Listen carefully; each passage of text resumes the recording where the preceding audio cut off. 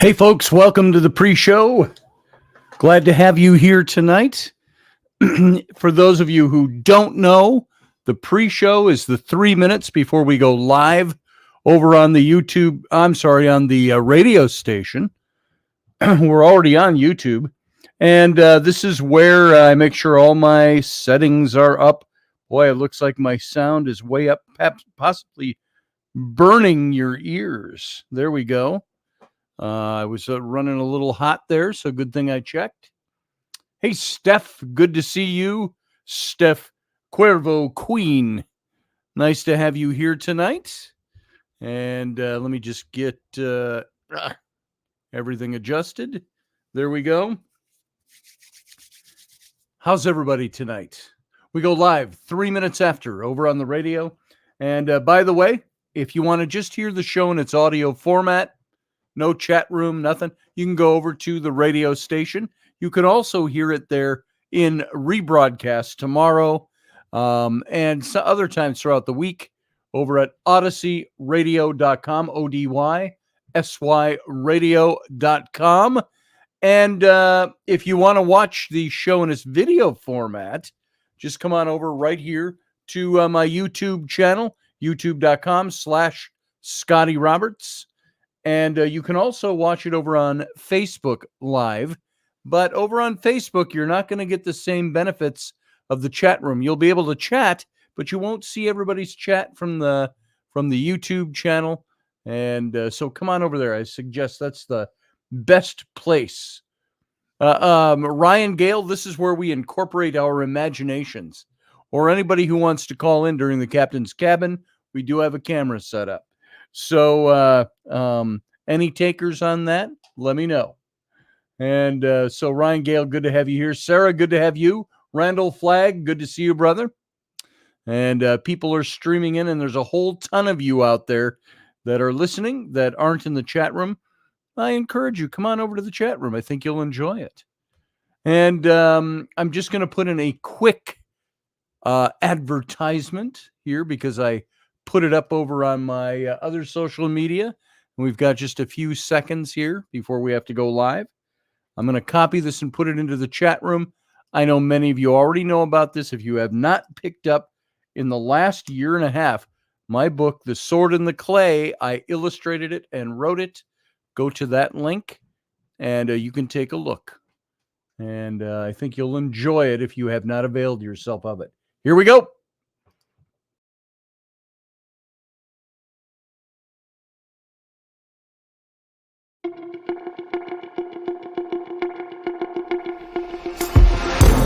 Intrepid radio program with Scotty Roberts. Intelligent talk.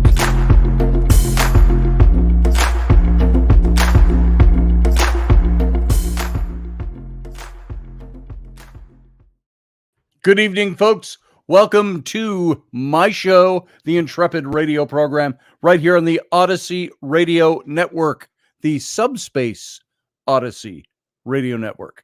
You can hear this show live on radio in its audio format only over at ODYSYradio.com, Odyssey Radio. And if you're over there and you want to see the show or join the chat room, come on over to my YouTube channel. That's youtube.com/Scotty Roberts. And you can join the other Intrepids over in the chat room and talk about this show or just about anything else you want to talk about, because it all goes on over there. So come on over and join us.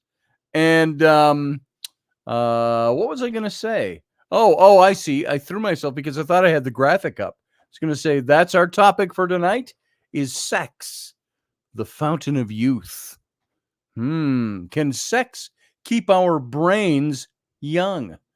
That's something to, I think we all think about to a certain degree, and we're going to get into that. We're going to dig into it a bit tonight. But before we do, I want to regale you with this little tidbit of Shakespearean trivia.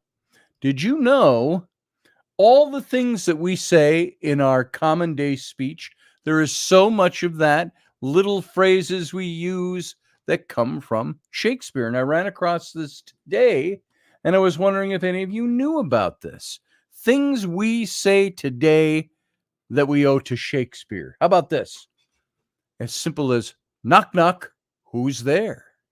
Do you know that originated in Shakespearean literature, in his plays? Knock, knock, who's there? How about this one? In a pickle? I'm in a pickle right now. Maybe we don't use that one quite as much as we used to, but oh man, I'm in a mess. I am in a pickle. How about it sets your teeth on edge? That came from Shakespeare. Did you know that? Or he or she has got a heart of gold. That heart of gold, did you know that phrase came from Shakespeare, the writings of Shakespeare? What else we got here? Let's take a look. There's a whole lot more. A so-so, how you doing? So-so. That comes from Shakespeare. Or faint-hearted. What about the faint-hearted, we would ask. That's Shakespearean. Or how about good riddance? Oh, he died. Well, good riddance. That's Shakespearean. How about send him packing? I'm going to send him back. I'm going to kick him to the curb, send him packing. That's Shakespearean. Fight fire with fire. That came from the Bard. Fight fire with fire. How about lie low? And wait till you see the whites of their eyes. That part, not.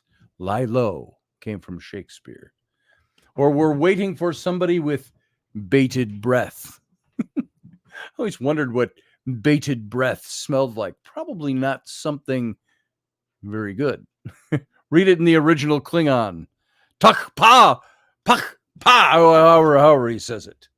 Very good, Ryan Gale. Yes, you've never heard Shakespeare until you've heard him in the original Klingon.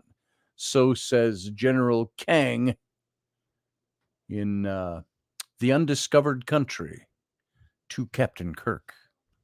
So there's more. There's more.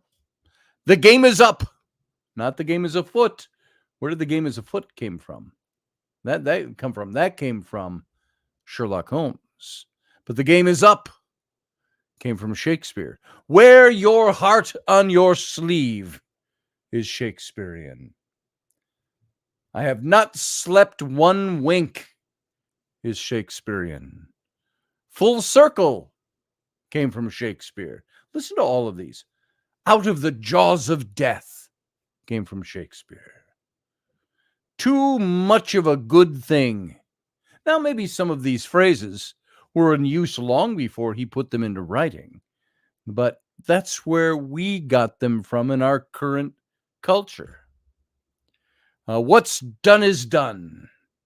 I used to say done is done. And what's done is Shakespeare. How about the naked truth? That's actually a role I played when I was in college. In my freshman year, I had it wasn't a small role, but it wasn't a big role either.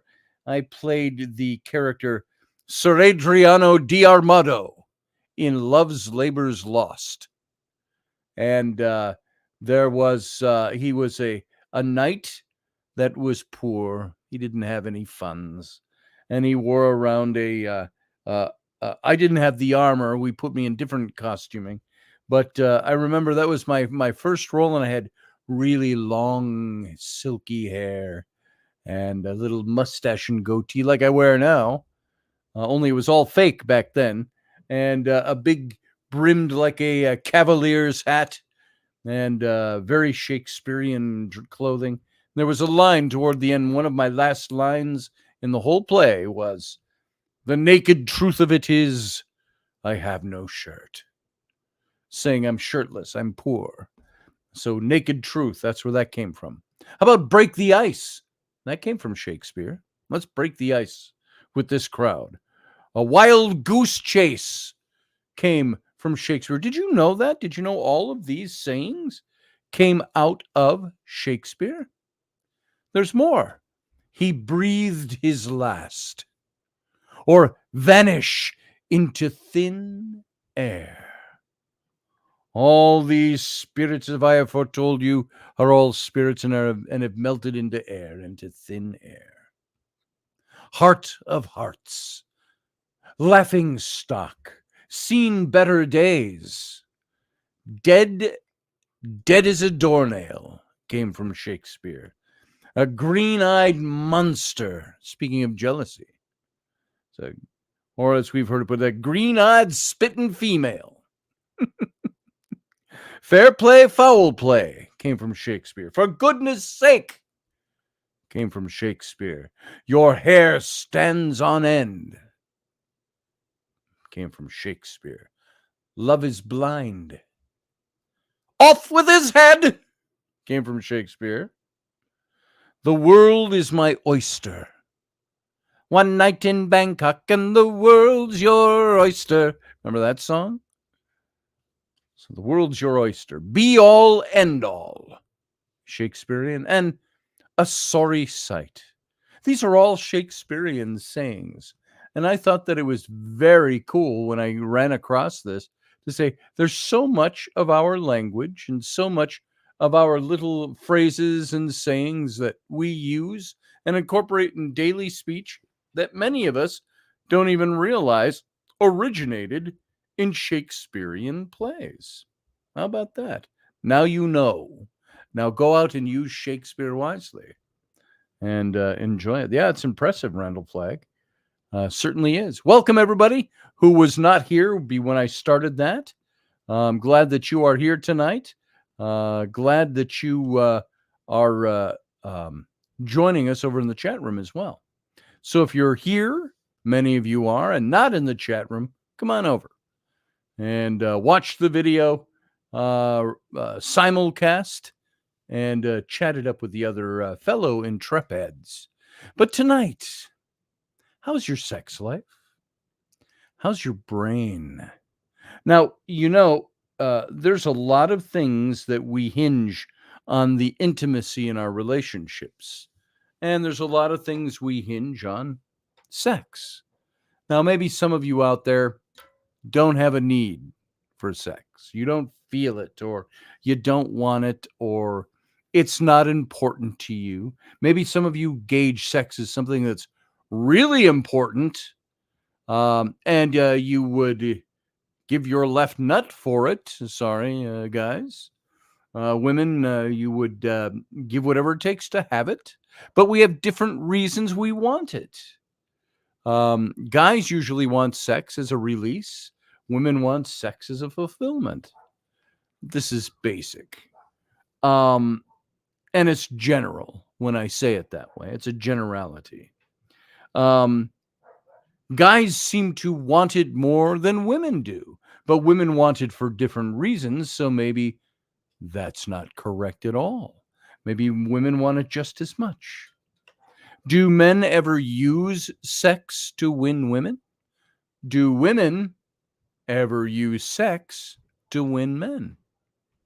And are there times where those things start to become things that aren't important for certain people? Well, we've been married, we've had our children, we've had a lot of years go by. We got a lot of other stuff to do. I love the other person, but it's not as important to me anymore. And so sex starts to take a back seat. And that could be by mutual agreement. That could be by no agreement whatsoever. How about this just pops into my head. What about the issue of separate bedrooms? Now, in the olden days, it seems they had separate bedrooms. Now, if you had a bed that you slept in together, was it usually because you were poor and lived in a hovel and that's all you could afford and you did it for warmth? Rich people, it seemed, nobility seemed to have their separate bedrooms, in generality speaking. But was that something that now in modern days, why do we have common rooms with married couples? Couples that say they love each other, but they want to have different places. Now, in our house, we've got different rooms. I've got this room is my room. This is the guy room. This is my office, my studio, my man cave, my bat cave, my place. But my wife is welcome here. And frankly, not to be crass, but I do her on my desk in my man cave. That's an okay thing. But she's also got her space over on the other side of this downstairs area. And then our room is there. And but there are some couples that don't want to mix their time together in a bedroom. They want their own space with their own closet, their own clothes, their own vanities, their own throw rugs on the floor, their own bedding. They don't want to roll over and hit another body in the middle of the night. To me, my personal take on that is I didn't marry my wife so we could be roommates in separate rooms. I got married with the full understanding that we will be together until as long as our life is. We're going to build a life together through thick and thin, good and bad, and we're going to share the same bedroom. It wasn't a demand. It wasn't something where I came along and said, you have to sign this paper. It's in our prenup. You have to share a bedroom with me. No, I just never thought it would be any different than that. But I would run across couples that the older they got, they seemed to want to have different spaces for sleeping. I thought, that's really odd.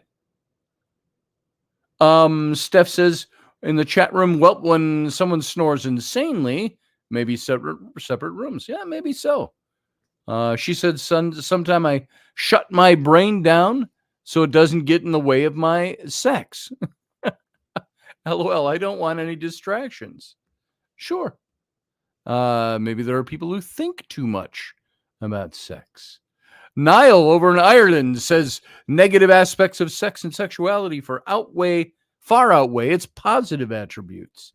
These include demand, control, egoism, perversion, esteem, dependence, rage, emotional blackmail. That's a big one, Niall. Resentment, confusion. Are these things that all come along with sex? And the older we get, well, I want to look at all that buildup to say that there are things I want to look into that say sex can keep our brains from growing older. Have you ever heard this? Have you ever heard this notion, this idea? Did you know there's been studies done on this? When it comes to our brain, is sex the fountain of youth? Does Joe Biden not get enough sex? Well, I think there's a lot of other problems with Joe Biden. And I'm talking on a physical level, a psychological level. I think his brain has aged and his cognitive awareness has dwindled. Can sex... sorry I put Joe Biden in your mind. Can sex keep our brains from growing old?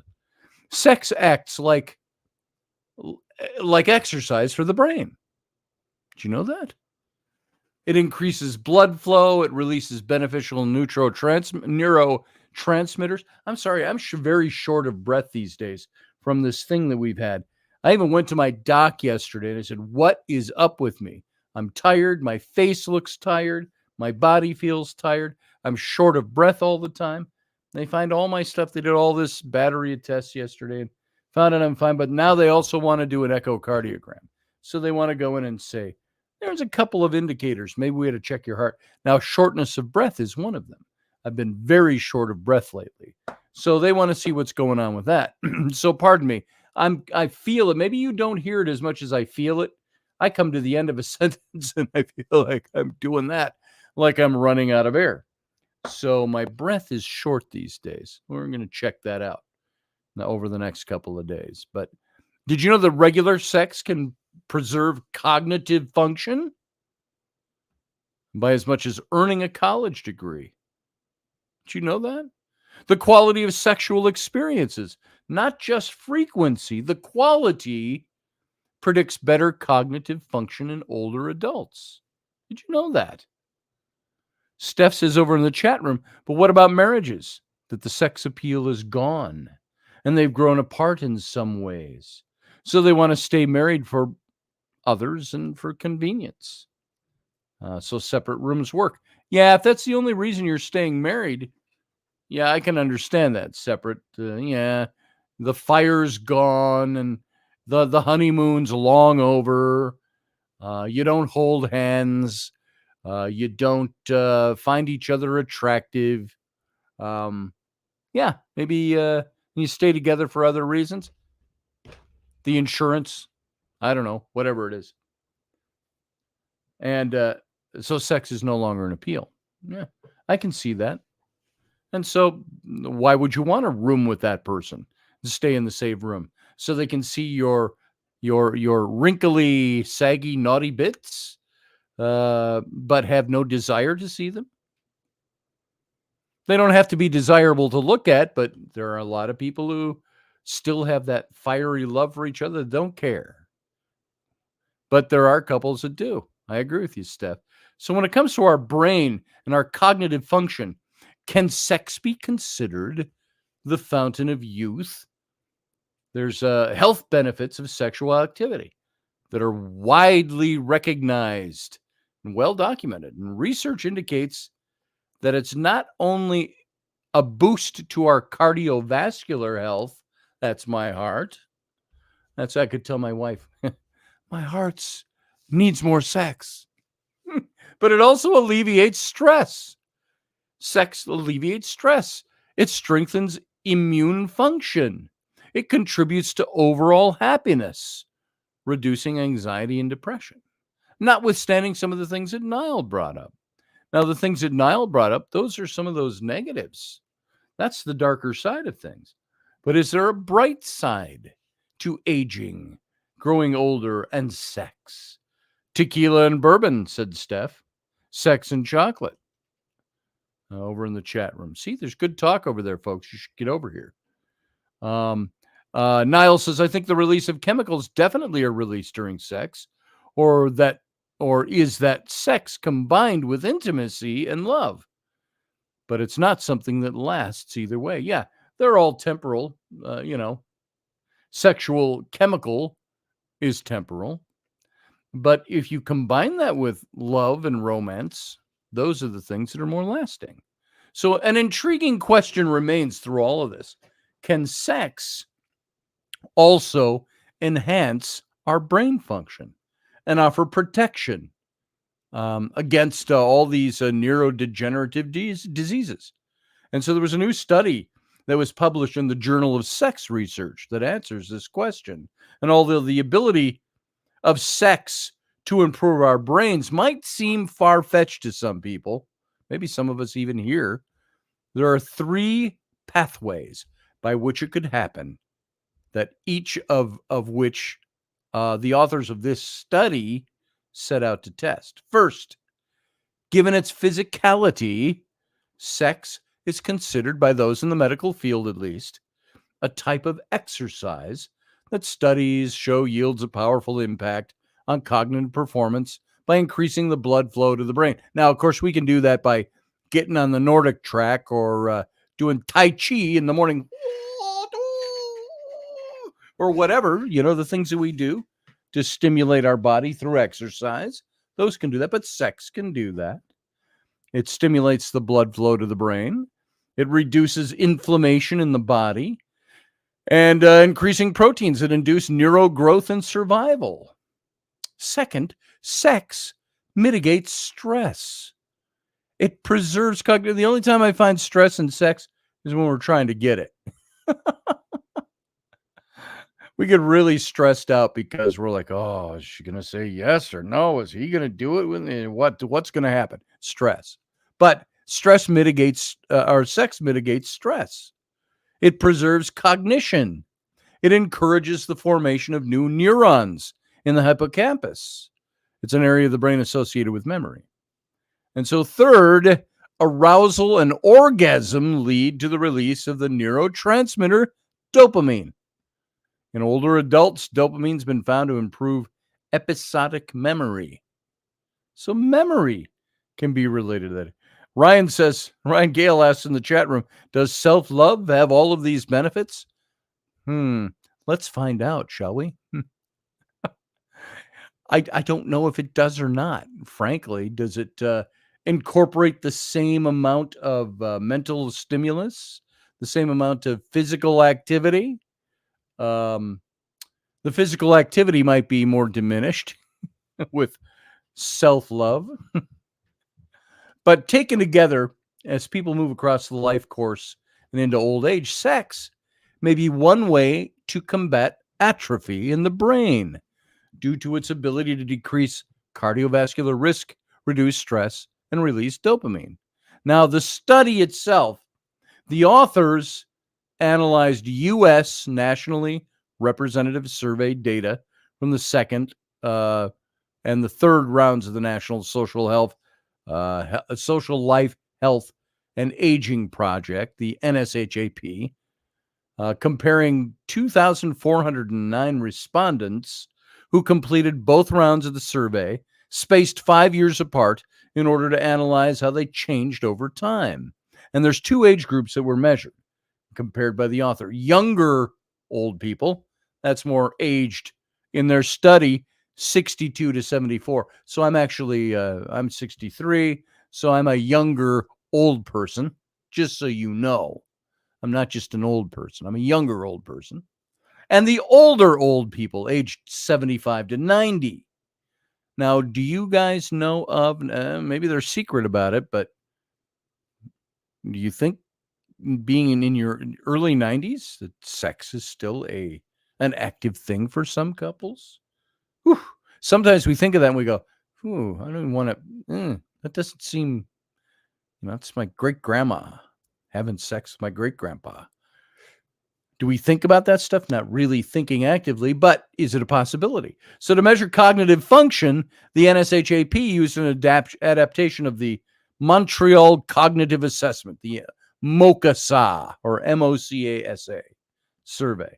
Now, sexual frequency was measured by asking all the respondents in this study how often they engaged in sexual activity during the past 12 months, with possible responses being never, once a month, 2 to 3 times a month, once a week or more. So to measure sexual quality, the authors looked at questions from the NSHAP that asked participants to report how much physical pleasure and emotional satisfaction they received in their sexual relationship. Now, both of these sexual quality measures were coded as none, slightly, moderately pleasurable or satisfying, and very extremely pleasurable or satisfying. Now, let me ask you, those of you in my audience who are getting a little older, maybe you're not even in the young old people yet like I am. Maybe you're in the old young people category. Let's call that roughly 48 to 57. Okay.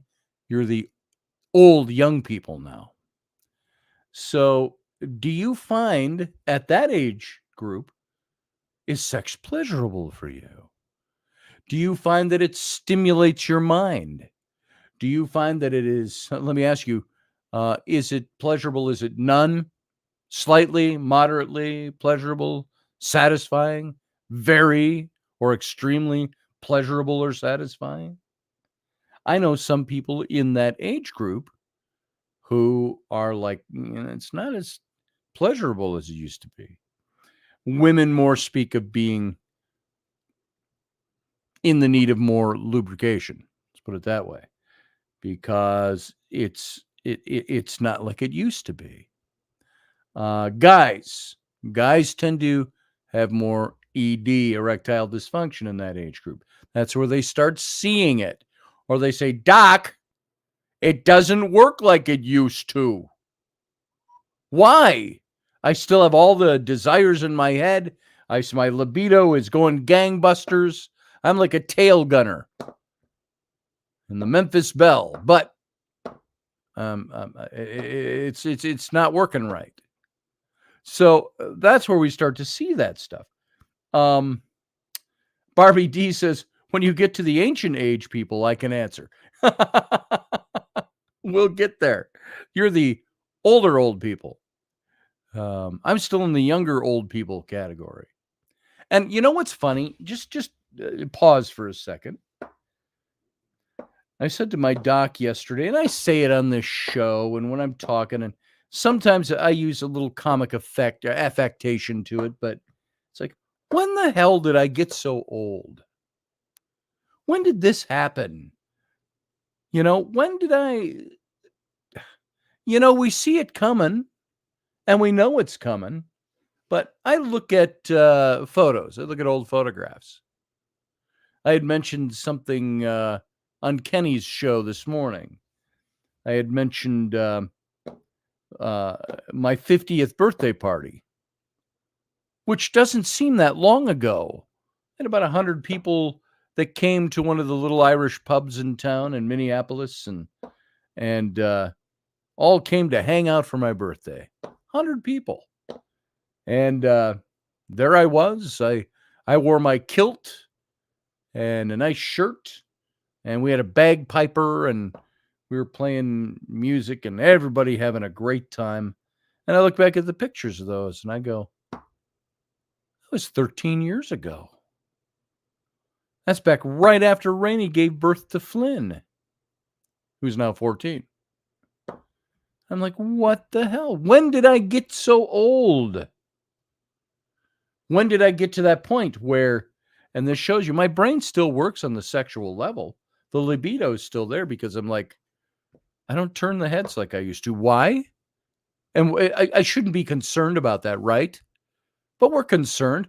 We have no intent to go anywhere else and take it outside and get philandering or anything like that. But we think, where did it go? I don't turn. We say we don't turn the young girl's eyes anymore. Doesn't happen. But we still desire that. We've grown white. We've grown wrinkles. Unless you're in a great shape and you've been keeping it up, we grow more flabby. All these things. Half of January is already over, said Sarah Yusuf. Yeah, ain't that right? Just turned January. So,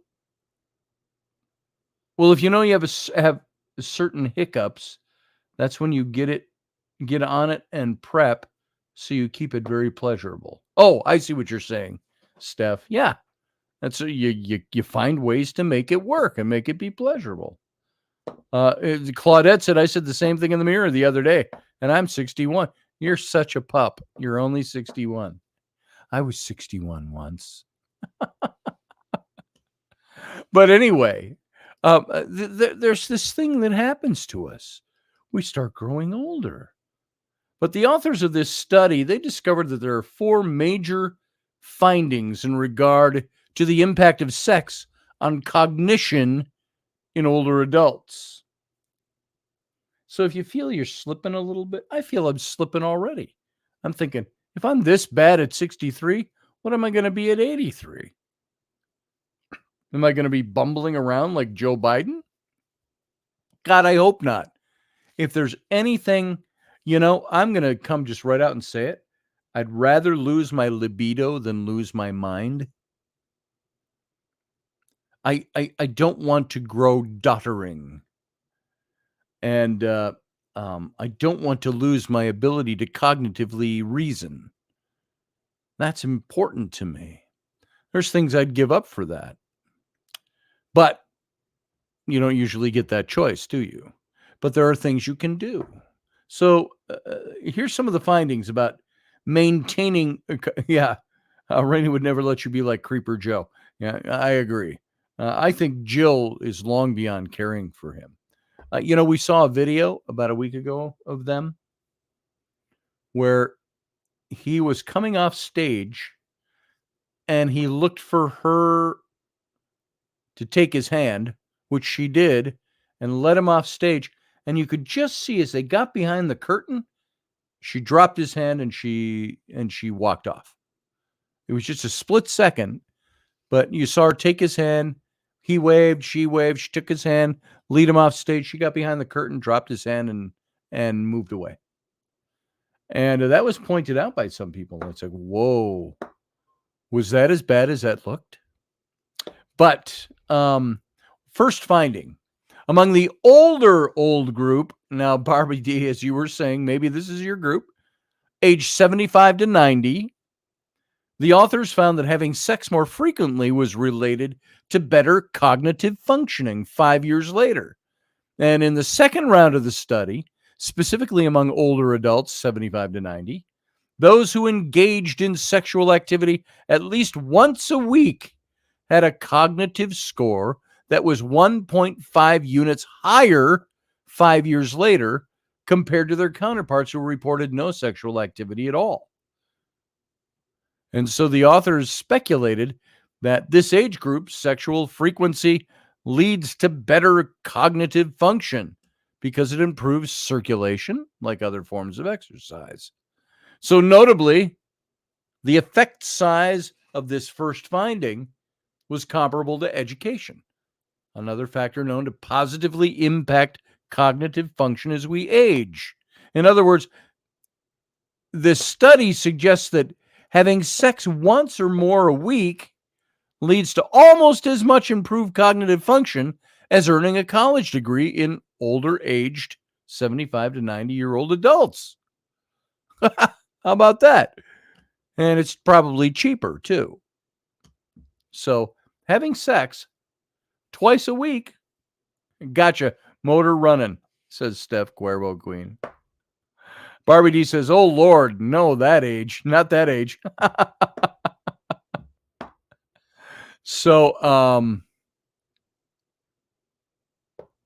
Kelly Belmoran says, don't forget that muffins smelled backwards is sniff 'em. Okay. I'll remember that. So, and Claudette says, Scotty, you have too much class and charisma to ever be like Joe Biden. Thank you. I appreciate that. I think I do too. I fear the old, when I get too old and I'm like, hey nurse, isn't it time for my sponge bath? Hey, Bobby. Hey, Bobby. Have you ever seen a old man's naked legs? Sorry, I couldn't resist. Hey, Bobby, do you like popsicles? I'm going to get a prescription, says Steph, from the doctor the next time, 2 times a week for the next 30 years. Yes.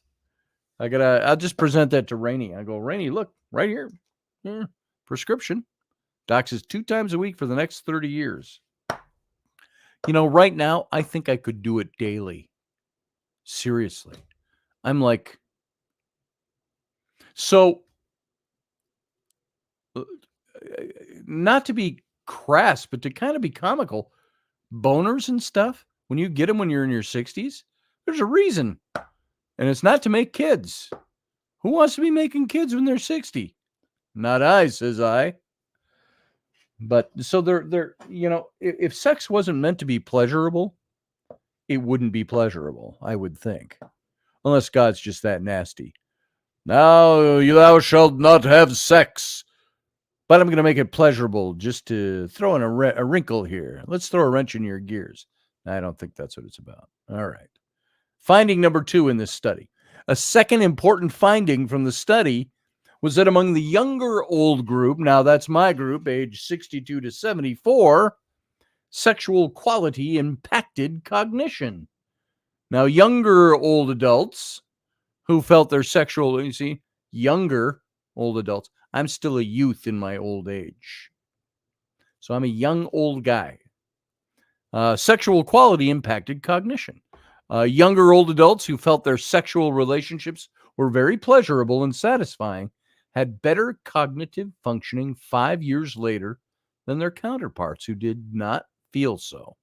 So the authors noted that this finding was consistent with a recent study that suggested that emotional closeness with a sexual partner predicts older adults better scores on memory tests. So, emotional closeness with a sexual partner. And this result might be due to pleasurable hormones, specifically dopamine, associated with sexually satisfying relationships. And in other words, people with more sexually satisfying relationships just may experience higher levels of dopamine, which has been linked to improved memory in older adults. Whew, how about that? You hear that, honey? Where are you? You're in the house here somewhere. So, hi. Hey, honey, we got to get my dopamine going. I want to stay sharp when I'm old. When I'm an older old guy instead of a younger young guy. Steph said, well, God did make sand, so margaritas with the sunset and the sound of crashing waves is beauty made by God. But the sand, what the hell is that all about, God? I see where you were going with that, Steph. I had to follow that for a minute. Yeah, really. Sex on the beach is great. I've done that. You know, my grandfather had that little island in the Honduras, down in the Caribbean, about 30, 40 miles off the north coast of Honduras in the Bay Islands. And I was down there years and years. Rainey and I have never been down there. My grandfather died, 10 years before I met Rainey, almost 8 years. And his land went away. But he had white sand beach. He had 750 feet of white sand beach. Inside the reef, turquoise water, down in the Caribbean. Unbelievable. There was a little resort that was nearby. We'd walk down there every day. Shower. So we didn't use up my grandfather's tower of water collected. We'd go shower on the dock where they'd rinse off their scuba gear and all of that. But gorgeous, gorgeous place. The stars were unbelievable. Careful, says Steph. So yeah, it was good times down there. Finding three. Let's just move on before I get in trouble, like Steph is suggesting. Finding three. Men, but not women. And by the way, all I'm saying is the Caribbean men, does that sound appealing? Does that sound appealing? Now, I don't know if I would want to go to some big Sandals resort or something, you know. I wouldn't mind going down and just all we did down there because there was nothing there. Third world and a couple of hotels. Our plane had to land on the beach. But we would go, all we did for 2 weeks, lay in the sun on a white sand beach and snorkel and scuba dive in the lagoon, or the, not lagoon, the inside the reef, which was about half a mile out to the reef, a swim. And it was like swimming in an aquarium. It was so gorgeous. Yeah, it was like being on Gilligan's Island. Just sit right back and you'll hear a tale of a fateful trip that started from this tropic port aboard this tiny ship. The mate was a mighty sailing man, the skipper brave and sure. 5 passengers set sail that day for a 3-hour tour. Didn't you think they had a lot of shit with them for only traveling 3 hours? And it's such a tiny boat. And they said they have calculated that the SS Minnow could only have gone about 40 miles from their destination in 3 hours. So they got lost. The weather started getting rough. The tiny ship was tossed. If not for the courage of the fearless crew, the Minnow would be lost. The Minnow would be lost. The ship aground on the shore of this uncharted desert isle, with Gilligan, the skipper, too, the millionaire and his wife, the movie star, the professor and Marianne, here on Gilligan's. It's Squirrel. Yeah, exactly. So, yeah, I love that show. Everyone followed the professor on Gilligan's Island. Just saying, said Professor Bauer. There you go. Life imitates art. So, yeah, one of my favorite shows, and I watched it a few times. That's why I still know that stuff. So, Lovey Howell, the Howells did, yeah. Mary Ann, still hands down. Ginger was no slouch, but Mary Ann, she was where it was at. So, finding number 3, men, but not women, who reported high levels of physical pleasure from their sexual relationships enjoyed better cognitive functioning 5 years later than the men who did not. And the authors noted that this particular finding is consistent with previous findings using representative data from English older adults that found sexual activity was linked to men's memory recall, but not women's. Sexuality in older, younger, older males, 64 to 75, 62 to 75. It increased memory in them, but it did not increase it in women. The authors speculate that this gender difference is due to socialization. So, since more emphasis is placed on men seeking sexual pleasure than on women, they tend to prioritize it. I don't think I need to have anybody emphasize it's good or not. It's still a priority. We still seek it, don't we? Don't we, men? Hey, Ed Weeb. Good to see you. And Dawn Wells died from COVID. Yeah, she died not long ago, a couple of years ago. There's a video out there of Dawn Wells on that preserved minnow. Oh, that's very cool. I'm sure there is. Finding number 4, finally, the authors established a clear casual direction from sexual activity to enhance cognitive function rather than the other way around. And so this means that adults who had active and fulfilling sex lives experienced significant cognitive benefits when assessed 5 years later. So intriguingly, it was also noted that having higher cognitive function at the study's onset didn't lead to increased frequency or satisfaction of sexual activity in the subsequent 5 years.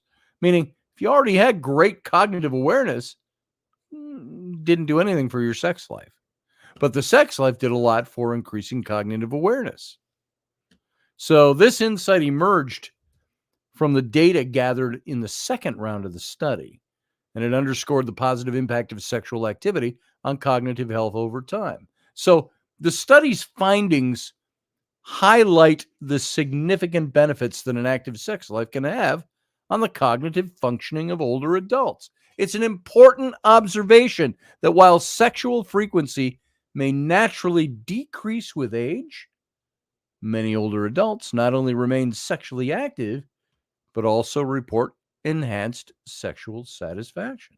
So this improvement in sexual quality could be attributed to a deeper understanding and a refinement of sexual preferences and skills within their relationships. So considering the myriad ways in which sex contributes to both physical and mental health, its role in the well-being of aging adults should really be a focal point in healthcare discussions and planning. Doctor, we need to plan for our sexual activity into our golden years. It's not bad. Of course, for me, I think having a wife who's 20 years younger probably helps me in the long run, maybe, or it'll kill me sooner. I don't know which. But it's also crucial to recognize that the advantages of sexual activity, as identified in this study we were just quoting, they're likely universal. They're transcending age groups, and the physiological benefits of sex acting as a form of physical exercise, stimulating dopamine release, aiding memory, are applicable to everyone, regardless of whatever age you are. Everyone deserves a healthy sex life. And now we can honestly say, because of this study, we can come back and say that our brains kind of depend on it. It depends on that stuff. So I got a whole bunch of things that I brought in for tonight too. I've got this list here. I got a few minutes left before we leave the radio audience behind and go into the captain's cabin, which, by the way, folks, if you're listening by radio, we're done in about 8 minutes for radio, but then you can come on over to the YouTube channel where we just continue going with the captain's cabin. Arr. So, did you know that there are 15 things that women want from men in their lives? And it even includes good sex, believe it or not. So what women seek in heterosexual romantic partners, male friends, and men in general is the same as what they seek in any other friend.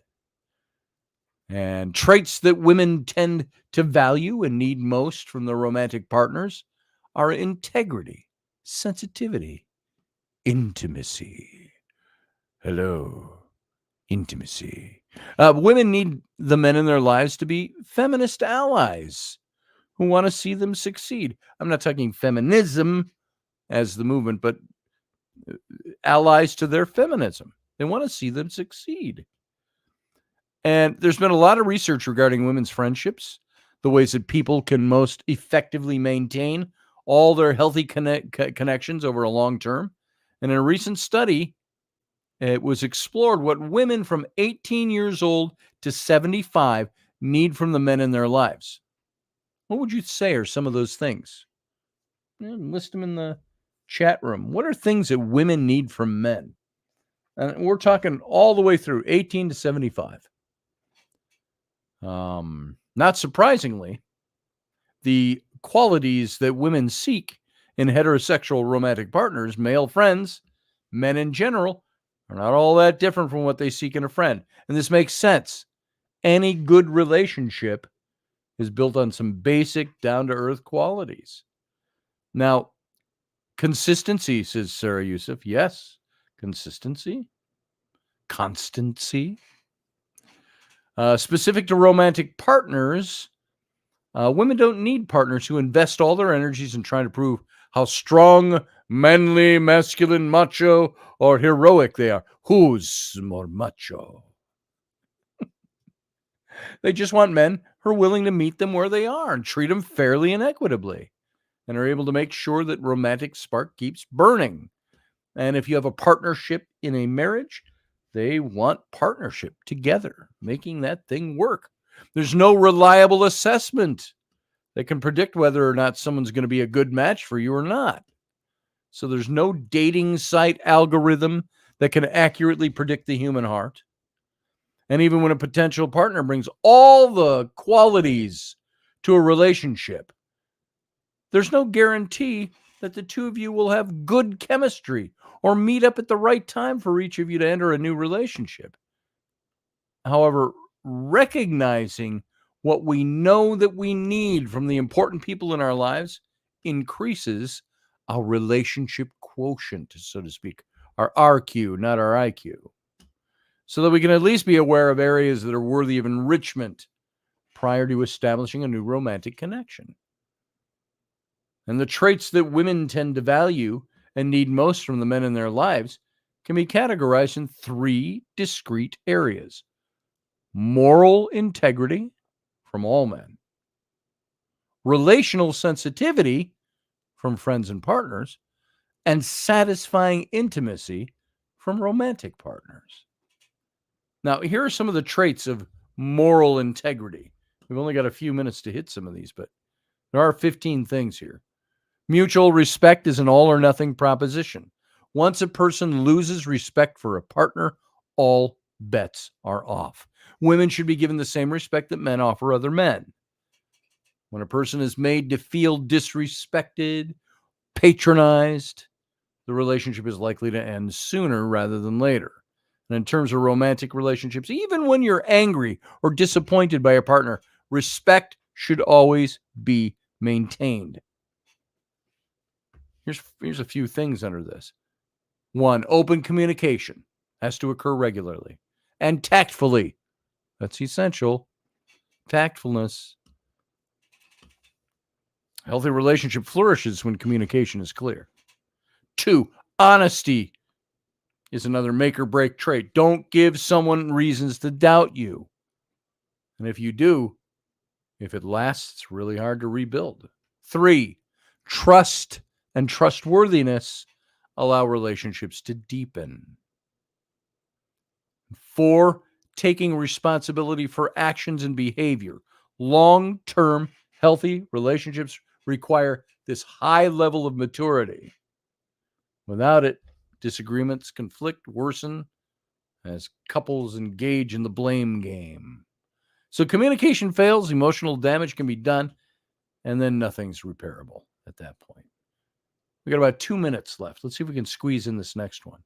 Traits of relational sensitivity. Number 1, women need men to show kindness,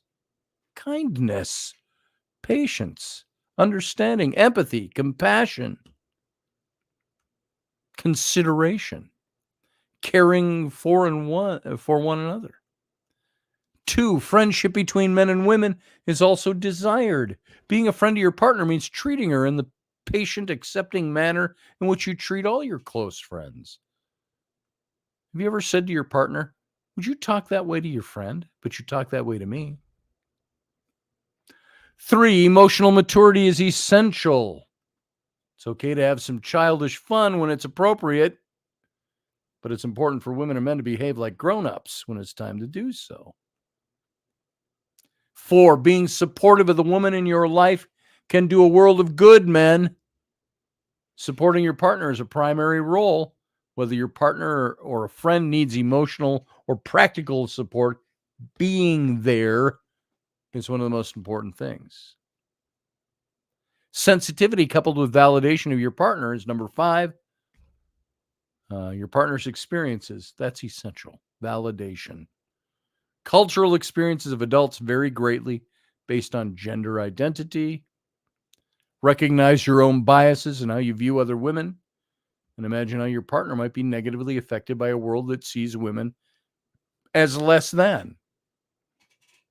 Don't assume she's making things up when she shares stories of prejudice, discrimination, unfair treatment, etc.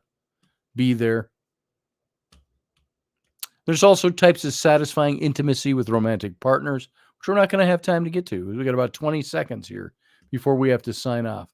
Maybe we'll talk about some of these in the Captain's Cabin.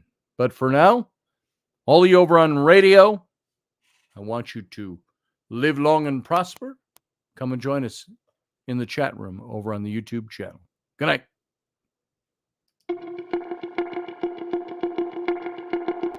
Join us every weeknight at 9 p.m. Central Standard Time, 10 p.m. Eastern.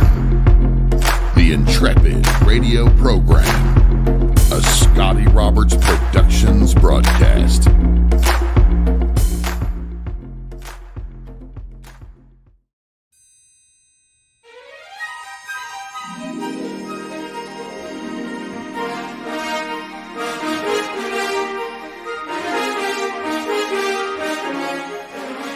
Hey folks, this is Scotty Roberts, and this is the Intrepid radio broadcast. I've been broadcasting for about 20 years now, covering such topics as science, politics, the paranormal, weird science, weird world history, archaeology, and the paranormal. Everything from ghosts to cryptids to creepy things that go bump in the night. So every week I bring you 3 new episodes. Come and join my channel and also be a patron to this site. So see the details below, and we'll see you here.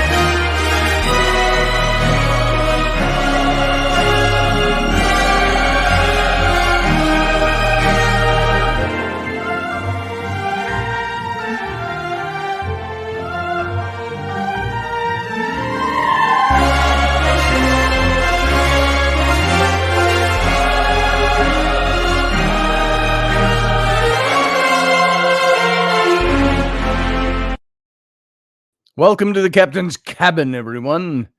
It's our after show. Those of you who don't know that, this is the after show, the afterglow.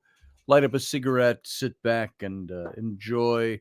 Join in the conversation if you want, or just listen some more. Good to have you all here. I'm glad you all enjoyed the show. Barbie D had to leave a little early, it seems. Good night, Barbie D. And Steph makes an astute observation. She said, "Hey, I didn't see our R&R show yesterday. Is it on a different day now?" That's Robertson, for those of you who don't know. No, there wasn't. I talked to Wendy early in the morning yesterday. Well, for me, it was 6 hours later for her. And she was already heading out to celebrate her birthday with her friend Tracy. And I never heard from her again yesterday. So we never talked about not doing a show. It just didn't happen yesterday. So I think she got home quite late and had a good time for her birthday. So we may or may not do it on Thursday like we did last week, or we'll just skip it till next week. Sometimes it's just the way it goes. Kelly Belmoran, I see you over there. I saw a couple of comments. If you don't see anybody else's comments, it could be because you're listening over in Facebook. Facebook does not show all the chat comments from the YouTube channel. So if you want to get all the benefits of the chat room, come on over to the YouTube channel and link up with us over there. You'd be surprised, Kelly Bell, how much you might be missing. So come on over. And she says. So everybody who I did not get a chance to say, hey, welcome to the show tonight. Delaney Pearl Jones. I don't know if you're still here, if you just popped in. Good to see your name pop up over there and all your purple hearts. Ed Weeb was here. Good to see you, Ed. And Sarah Youssef, of course. And some of you we said hi to early on. Niall says, I think this entire study leaves way too much room for interpretation. Sex does not necessarily mean the actual act in older age, more the closeness. Well, maybe it's intimacy is what it is. It's the things that the sex act can produce. Does just intimacy, walking and holding hands, does that increase dopamine? It just might. Increasing cognitive awareness, yeah. Who else was in here? Chad Sanders was here. May still be here for all I know. Randall Flagg, of course, and Steph. And I'm just looking back, scrolling back through, see if anything stands out tonight. Chad Sanders says, no, Scotty. Not sure what he was getting at. Steph says, careful, Scotty. Not sure what was going on. I can't remember what was said when those things were said. That was, what time was that those came up? I don't even know. I can't even tell. 9:42. So that was a good, 25 minutes ago. So I have no idea what I was saying. Steph said, careful, Scotty. Chad Sanders right after her said, no, Scotty. No. So, who else we got in here? We didn't see. What other comments? I'm just going through. Elderberry was here. Other studies point to the obsessed sexual thinking is a sign of dementia. Possibly. Uh-oh. Maybe dementia's already sent in for me. Well, I'm not obsessed, but I certainly am practically involved in ongoing mental acuity when it comes to sexual things. I'm not obsessed, though. Not obsessed. Claudia was here. And it was good to see you here. I don't know. Some of you I'm saying hi to. I don't know if you're still here, but we're looking. Who else was in here tonight? Ryan Gale. He was asking for a friend on the auto-sexuality question. The self-sexuality thing. Niall said, I like looking at Niall's posts way back in the show, 924. He said, sex in its purest and most exciting and beneficial aspects are really contextual at certain times in our lives. Most people only have blow your mind sex only once or twice in their life. Yeah, and you know what? I had absolute blow my mind sex with my wife, Rainey. Now, sex since that has been fantastic. It's been good. Sometimes, it's not as good as other times. It's never bad. Maybe for her, never for me. But you're right, Niall, that blow your mind sex with Rainey and I, initially, just a few times. And then after that, it's kind of, it's kind of no longer the going thing. The going thing is normal sex after that, not blow your mind sex. So, Niall, how you doing, brother? Great, Scotty. Good. Great topic. Very much fun. Well, It's great thank you. funny. It's very funny to talk about sex at any time because You have to be funny with it, you know. you do. I mean, it's very much down to one thing that you touched on in the report that you read out is personality. Personality and sex kind of combine. They do. At various times in your life. Like, I mean, I've known people in my life who are men, friends, Mm-hmm. who are so obsessed with sex to the stage that they will meet complete strangers in the afternoon for Yeah. sex, because it gives them some kind of an ego boost. In my mind, that is totally reprehensible. I mean, I couldn't even imagine doing that. Can you imagine? No, in the middle of your day, kind of saying, you know I what? can tell you what. I think on the rarest of occasions, sex with somebody you don't know could be exciting, but I would rather have sex with somebody I like, somebody I know, somebody I love, somebody I enjoy being with. That to me makes it better. Just having random sex with random people, like a throw of the die.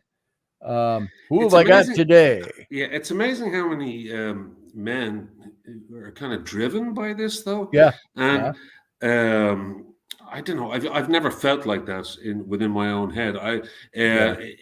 I would actually be terrified at the very thought of doing something like that. I'd be like, my God, I couldn't get sexually aroused if I was to meet a perfect stranger Right. in the middle of the afternoon, in their house or something like that. And now I will say that would all depend. Now, that doesn't mean I go looking for that. I don't. But it would all depend. Could I find myself being sexually stimulated, aroused by somebody I have no idea who they are? Maybe. I think that's personality, though, and also age. Yes. I think when we're in our 20s and 30s, we're much more likely to take risks like that because our sexual libido is much more active and at the forefront of everything we do. But as you get older, I've met men in my 50s, and friends. Yeah. A wide circle of friends, men and women, and I know some men in their 50s who still go onto these sites and meet random strangers. Why, I ask, is because it gives them a sense of egoism, or propping up their own ego. It's a very strange kind of thing to me when men do this, or women. It's like I'm not getting it from somewhere else, so I'll get it with a total stranger, and therefore it's like it's almost like having a meal. Sure. I'm filled up now, so I'm okay. To me, that's very bizarre. It's very bizarre. Yeah. But it is within the framework of this discussion. It is, a reality. When it comes to libido and sexual appetite and what drives us, and. So I'm not a big one on and I've said this before in many different contexts, with Wendy, with my wife, with talking on the show. I think, to me, sexuality is something that, for me, has to go hand in hand with somebody I care about. I couldn't do it with somebody See, and I say that, and I got to be careful of that. Not like it's going to offer itself up, but I'm just saying there are situations where I've had sex with people I don't know very well, and it's been okay. But it's not the mind blowing stuff. I had one time I can think of that mind blowing sex with somebody I didn't know at all, and other than just having met this person I was out at a bar with my roommate. I was in my 20s. It was on New Year's Eve. I was fairly in the bag on Tanqueray and tonics. And I didn't even know this person. She walked up and gave me a big kiss at midnight because it was the midnight thing, Wow, hi. And then invited me over to her place a couple of days down the road. Didn't know her. We ate dinner, and it was one of those nights that you would record a thing that blew my mind. But then we just never pursued anything, so I never even got to know her. Yeah, and it's a strange thing. There was another report done a number of years ago. There's been a lot of reports done in this area, obviously, but one of them is that the mind-blowing sex. Right. I remember when I was in my 30s, I met a girl who I thought I was completely in love with, and I just casually ran into her in a nightclub, and we had this incredibly mind-blowing sexual affair, which I became completely obsessed with. Every time I saw her, I just wanted to have sex. Didn't matter where we were, on a bus, in the street, outside, in the kitchen. It didn't matter.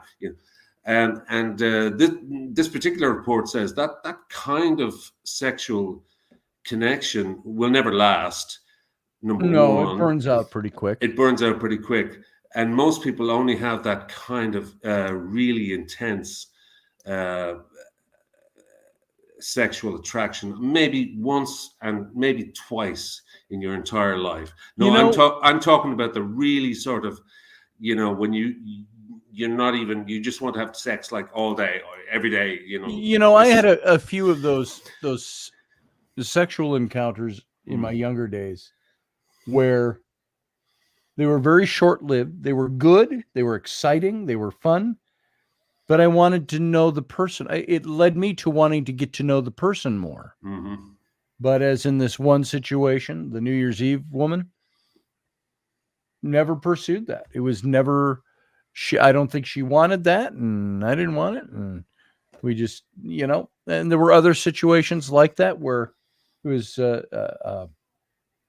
I found that the two things that went naturally hand in hand, the intimacy and the sexuality, if you didn't have the intimacy with that person first, but the sexuality came, I found there were times I wanted to pursue the intimacy, and it never happened. Yes. In some cases, it just didn't happen. No, and I think for a lot of men, like I actually still think about that woman now and again. I'm like, wow, well, that was some experience. It lasted about 6 months or so, and then it was like all of a sudden we decided that we hadn't actually talked to each other, at all, or got to know each other.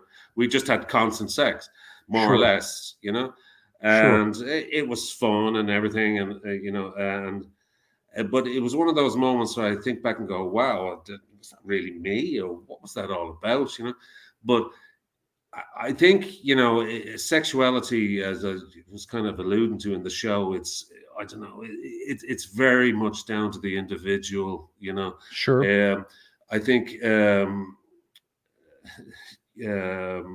my father would never watch the show, so he won't mind me saying this. He's 83, and he insists he has a very active sex life with his partner, who's the same age, and he has this slightly disturbing view on it. It's like, I'm still having sex, like Right. and It's this kind of manhood. he admits that it's he needs some help from the blue pills, but he's like, I need this. My partner and me are very much on the same page, and all I can think of is, I put in the chat room of it's kind of droopy hot dogs and stale donuts. It's like, it's a very disturbing thing when your father says something to you like that. It's like, how does that actually work when you're 82, 83-year-olds kind of? Right. Yeah. Well, we think of it Crawling around over each other in bed. I mean, it's just. Well, yeah, we think of that right now. Yeah. My wife is only 43. She'll soon be 44, which is the age I was when I met her. And I'm 63, and yet if I try some of the physical maneuvers on my wife that we used to do when we were, now I'm not talking about wild sexual positions. I'm talking about sitting on the couch and grabbing her arm and pulling her over, get over here, woman, kind of thing. And, if I do that, I'm going to pull her arm out of joint. She's going to have a pulled muscle. She's going to feel it for a week.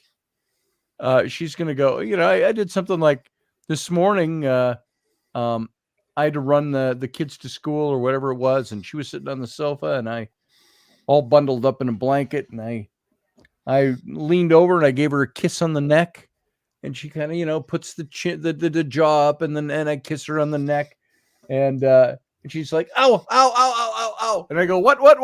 She goes, oh, I snapped my neck or something. She says, oh, it burns. She said, just go, take the kids to school. And she wasn't mad at me or anything, but it was like, that's what our bodies do anymore. It's like, she's had to stop massaging as a career because she did something to her shoulder. She has to have shoulder surgery. And so do you think that, I could be sitting on the bed and she walks by the bed and I grab her around the waist and roll her over to the top of me to the other side and swing around on top like, you're mounting a horse or something? Yeah. Can't do it anymore. And it goes on for 45 minutes, and I mean, that's not going to happen. Right. Yeah, 8 minutes. 7. It's like, okay. And it's funny also when you think about sexuality as you get a little bit older, you also think that what's more important is I think is companionship, because yes, men and women are both the same when it comes to this. We feel that as we get older, we might put on weight. We got lumps and bumps and wrinkles and crinkles. We're not exactly kind of strutting around the place in our G-strings or our Speedos or whatever it is. And I'm kidding. And so you kind of have to say that pressure needs to be taken off you when you get older. So this pressure to perform. So, example, if you are married for a long time, I think there has to be I don't necessarily think it has to be a sit-down conversation. Well, listen, I'm not too sure whether we can have sex anymore, because the first thing is the woman is, particularly the woman, but also the man is going to say, well, why don't you fancy him anymore? It's not really about that. It's more about taking the pressure off, this expectation that. Well, see, I always do the Austin Powers bit with Rainey. She'll be laying there, and I can walk in after taking a shower, and I drop the robe to the floor, and I'm like, do you find me sexy? And she'll say, oh, yes. And I'll go, do I make you horny? And she goes, oh, yeah. Says, hey, can you go up and get me a cup of coffee? Sure. It's like, because I'm not the lithe, I don't think I ever was lithe, but I'm not the smooth skinned, tanned, not a wrinkle or blemish. I'm an old man. I'm a young old man. I got blemishes on my legs. I got stuff on my legs. It's like, What the hell is that? Yeah, exactly. And where did that come from? Yeah. I'll say to my doc, oh, that's just blood vessel stuff. It's broken blood vessel. I'm like, why? And the pockets of flabbiness on the body where you used to have muscle, where you used to be toned and sleek, smooth skin that glistened in the sunshine. And now it's like it ripples in the sunshine, Yeah. And it And is annoying. It is annoying that we can no longer yeah, sort of the physicality is yeah, different.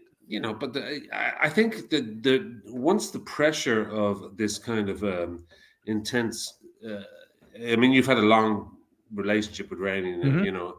chances are you probably had a lot more sex, or maybe, although you were saying earlier I, on that I at the don't think moment you're going through a horny phase I'm phase not at the moment. You were telling saying, any secrets to say yeah, sex used to be a lot more often than it is now. It's but that's just not, different. It's we got 3 kids, we got no time. yeah.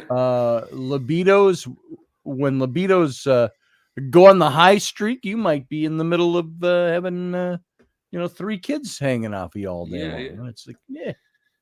And I So suppose that's the negative side of sexuality is that um, it can go on for years. That one person can decide that, you know what, our sexual life is not that important anymore, but it's nothing to do with you. See, a lot of people take that as a rejection. It's like all of a sudden the expectation for it, or the pressure to perform sex, should be taken away as you get older. You know what I mean? That you right. shouldn't be looking at your wife or your husband and going, "Oh my God, they're looking at me because we haven't had sex this week." When you're in your 60s or whatever, you're at that stage in your life where you just kind of, if we have sex, we have sex. If we don't, we don't. And I think Uh, that's a very positive way I to know look at Jeremy it. Hansen here. He Mm. said the older you get, the more good sleep is important. Sleep used to be the last thing on my mind. He says, maybe I just need to be getting shots of testosterone. Now, I happen to know Jeremy and his wife have like 23 kids or something. So I don't know how they found time with the other kids. Kelly Belmoran said we had 5 kids and raised like 11. So what were like the first 5 when you could actually find time for sex? And Yeah. then the other 6 were we just rented them out because we didn't have time to create any more of our own. Sarah says laughter is an important part of intimacy. Sex is just one type of flavor. Fulfillment comes from a variety of intimacy. Yes, it does. Very good But comments. I will tell you, intimacy, as we all know and we've talked about on this show, can cover a whole lot of subject matter. But sexual activity is a kind of intimacy that doesn't always require being intimate. It can just be the wham, bam, thank you, ma'am.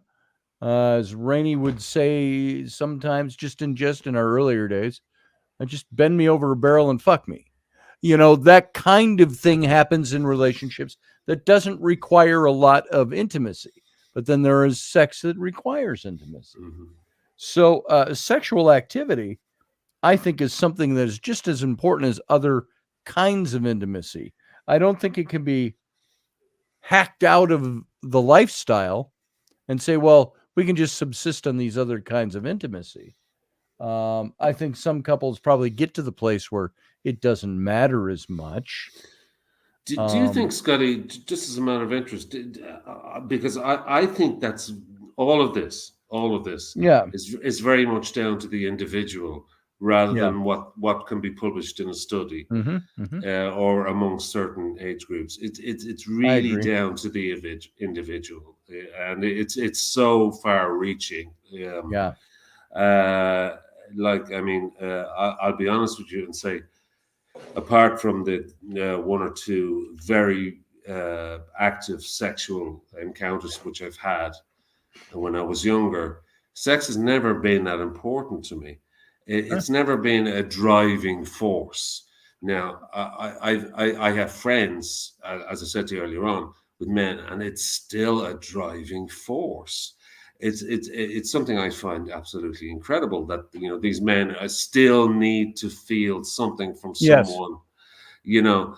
Even if they're single, they'd have to go out and look for That's a somebody. need of men. Men need that. I get that. The being needed thing is important. Yeah, Jeremy says here, I think even dating can come down to a form of intimacy, super high emotional connection. Meaning, I think you're meaning dating your spouse, your partner. It's interesting. Rainey said to me this morning, now this is an interesting dream. Guys will generally have dreams that are sex laden. It's like, wow, this great sexual dream last night. And it doesn't always have to be our wives or our partners. It could be some faceless, innocuous person that has absolutely. boobs and legs and a nice butt, and they offer you sex in your dream, and you wake up and you go, wow, that was great. And you go, then you kind of feel guilty. You're like, but it wasn't my wife. But now my wife she told me this morning, I had this interesting dream last night. She said, I had a dream that now, as you all know, my older daughters took us all to Disney World a couple of years ago. And then they took our kids to Disney World just before Christmas. And so it was all the kids. But Rainey said the girls took us all on a trip again. She said it wasn't really Disneyland. She said, I don't know where it was. It had that kind of feel, but that it didn't feel like it really. She said, but they told you and I, we're taking the kids and we're giving you guys got 3 days at this theme park just to have a good time and stay at the hotel here and boom, boom. And Rainey was like, what an incredible dream that was. And she said, not much more happened. It was the whole feeling of we have 3 days to just spend having fun together and doing our own thing. And now that to me shows what her inside is processing. She needs more of that time that we can spend doing things. It didn't necessarily have to be sexual. It needed intimacy, the kind of intimacy of, I remember when we were at Disney World together. My kids took the kids and gave us an afternoon, and we went off doing our own thing for a little bit. It was so nice. We were wandering around Hogwarts. Now that's Universal, but Hogwarts. Rainey was never a huge Harry Potter fan. My whole family was, but here we are wandering around Hogwarts and the Harry Potter world, and Rainey's just loving it because we're together and we don't have kids hanging on us. We're just walking around looking at stuff. Yeah. I mean, it's true. It's all very interesting, and the dream life, as we have. Like, I mean, I often have sexual dreams, and they're always with complete strangers. And I wake up thinking, who the hell was that? That must have been somebody I knew or something. Yeah. And but I don't think that's the point. I think that's the point of these dreams is somehow to reintroduce into your subconscious that maybe there's you miss the sexual act in some way, so that's why the person is faceless.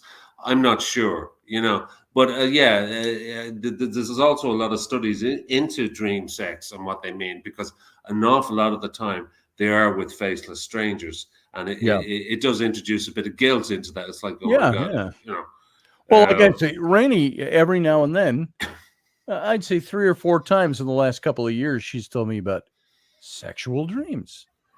And she goes, it was fantastic. And I said, I'll bet it was not me. And she goes, no, it was you. I go, you got to be kidding me. Well, that's kind of cool. I'm like, cool.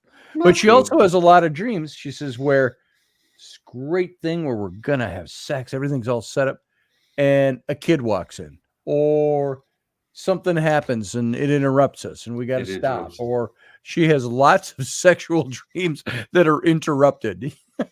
And it's like that's just life. That's life.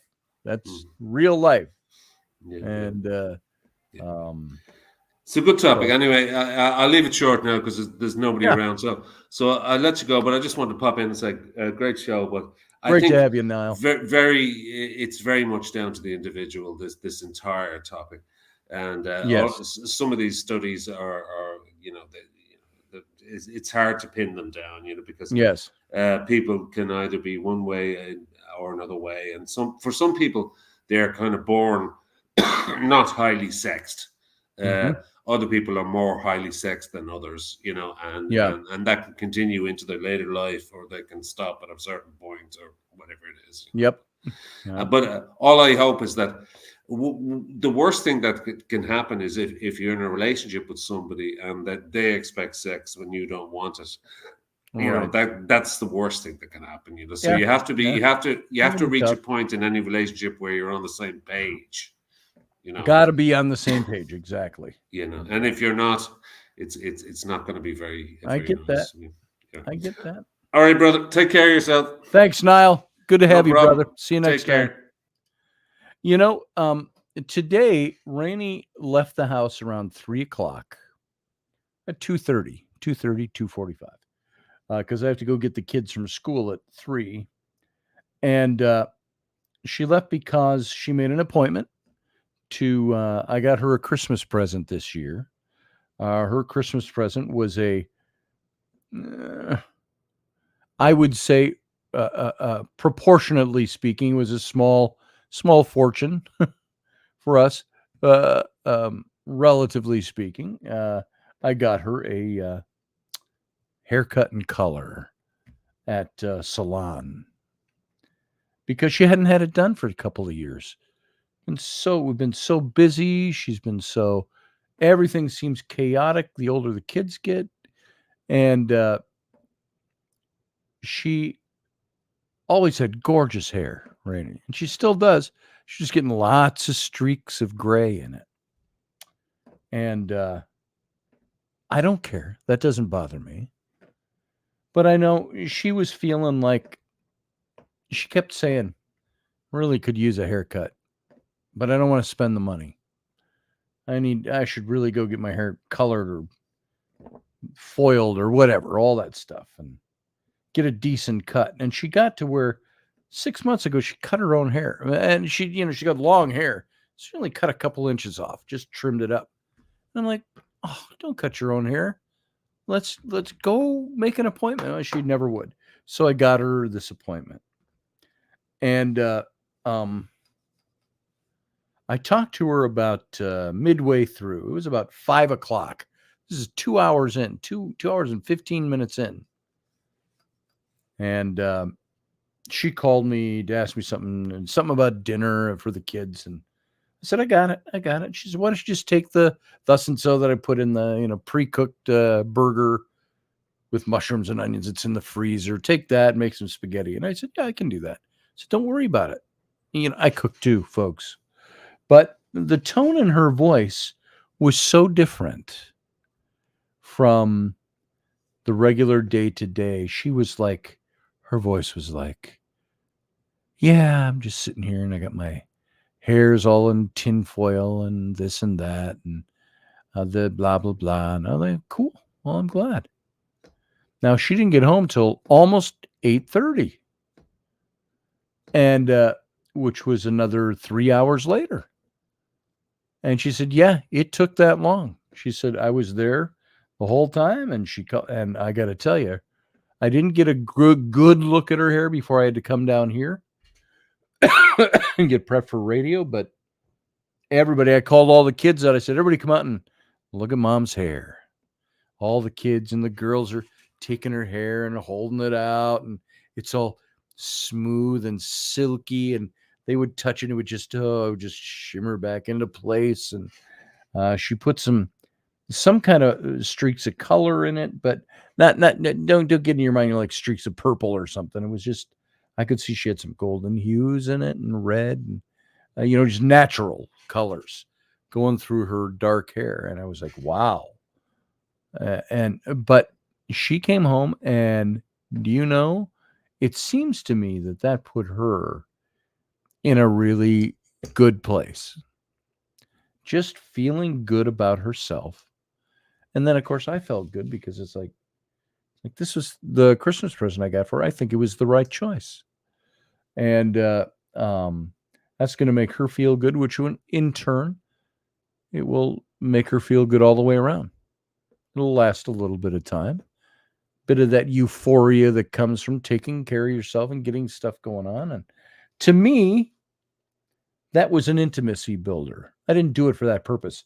Oh, I'm going to give my wife a haircut so I can get some intimacy. It wasn't that. It was an intimacy builder. It was a love bank thing. For me, it was like, I felt really good doing that for her because I knew it would make her feel really good. And so I'll get some good pictures of her hair tomorrow. If she hasn't, I just got to check and see if she's sent me any yet, or if she even put something up about her hair. Let's just see if she's got anything up. Nope. There's an old picture I put up on my Facebook of her hair when she had it kind of red tones in it. And I think you probably all seen that before, but she did this to her hair, and I think it made her feel really good, which I love that. I love doing that for my wife. I want her to feel really good about the way she looks and feels. And so hopefully that'll be something that's a stress reducer to a certain extent, because and that will build intimacy for us. I think. I don't know. Do you think? Hopefully so. And by intimacy, I mean just closeness. I'm not talking about, oh, you got your hair cut, let's have sex now. That's not what I'm talking about. I'm talking about building that intimacy that is something, guys, if we're not studies of our wives, how are we going to know what makes them tick? And I think that this is something that I hope to God is something that is going to be something that means a lot to her. And anyway, blah, blah, blah. I'm just blah, blah, blahing about it now because I don't know what else to say. But I ran across this picture. Some of you may have seen this on my social media. This is a picture of Rainey from 15 years ago. She was pregnant with Flynn in this picture. So there she is. Now, that's when she put the reddish tones into her hair back then. And I was doing a photo shoot for a friend's daughter who was a senior in high school. And I was shooting her senior photos. And Rainey was there helping with the lights and stuff. It was all done in our house and my studio in the house. And our friend was over. And so I took a couple pictures of Rainey. And so she did something like this to her hair today. Only it was silkier. It was straight and silky. Just smooth and silky looking. I haven't even gotten a chance to touch it yet. But she looked really good. And her color's kind of like that. So there you go. Just talking. What a fun thing to do. I love being able to do things for her. And so maybe those are the things that, guys, if you feel like your intimacy's waning with your woman a little bit, your partner, find the things that make her tick, make her feel good about who she is. So hopefully this will have that effect on her. So she's already, she went and she laid down with the kids, which she does when I have shows. Otherwise, my talking in here on the other side of the wall keeps her awake.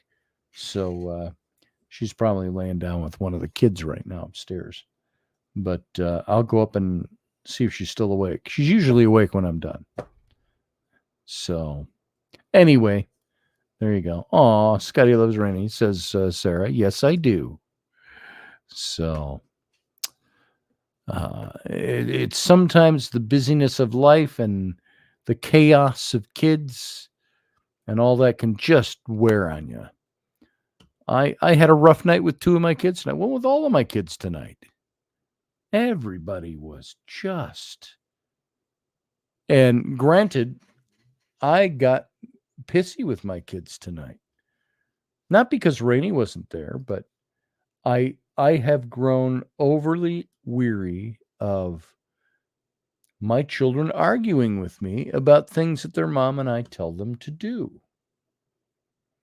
And my daughter, my 12-year-old, I said, hey, I'm cooking dinner.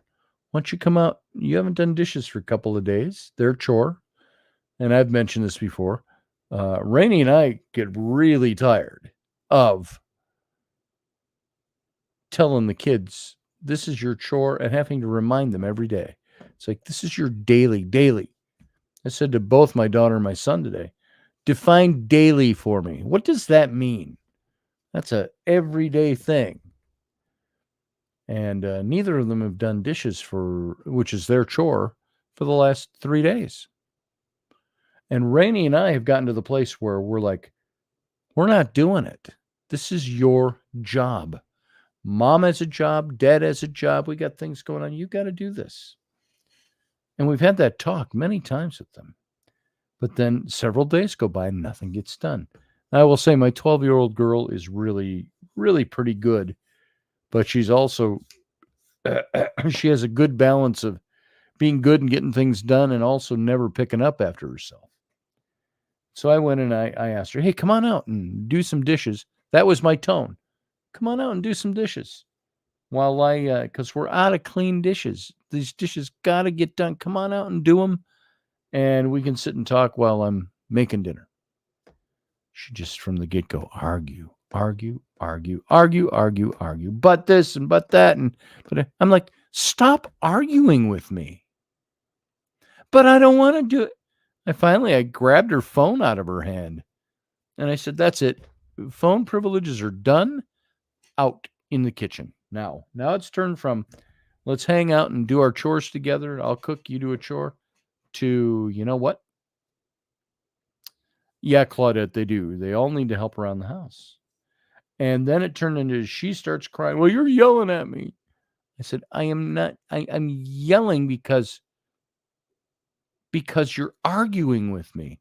Stop arguing with me. How come Flynn doesn't have to? I said, he will. He wasn't home from wrestling yet. Then he came home and I said, Flynn, you need to go out in the kitchen right away before you do anything else. Before you shower, before you get on games, before you get on your phone, out in the kitchen and help your sister do the dishes. And I said, and they always fight when they're out there together. So I'm like, just get a hand towel, and our dishwasher is once again on the blink. We just have to replace the thing. So we're doing everything by hand. And I said, just go out there and put away the dishes that are clean, dry them, put them away, and don't get in her way. Let her finish washing. And I told her, I said, let Flynn do the rest of the washing.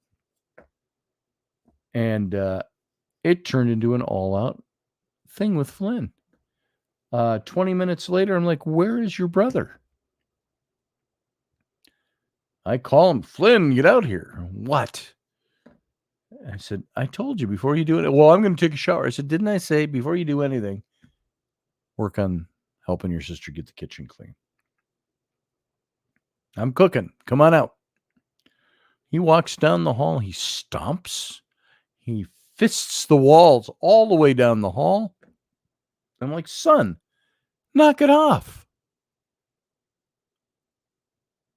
And we had an argument in the kitchen. He goes back in his room, and I shouldn't have to do dishes. I don't feel like it.